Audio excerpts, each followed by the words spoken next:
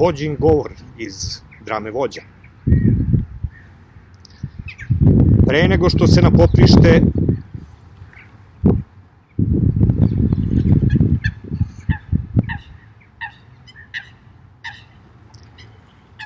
Vođin govor iz drame Vođa.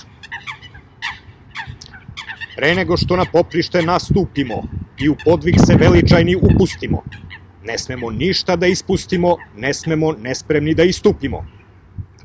A kad se okršaje upustimo, ni korak ne smemo da ustupimo. Treba hrabro da nastupimo, ne smemo ograšje da napustimo.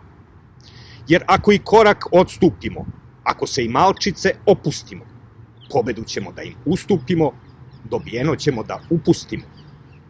Ne smemo ni suprotno da postupimo i da nestrpljenju popustimo, pa da požurimo i prestupimo i tako im dobitak prepustimo. Smelo ćemo da im pristupimo, ali ne smemo da se opustimo, da ih preblizu pripustimo, nego da mudro odstupimo.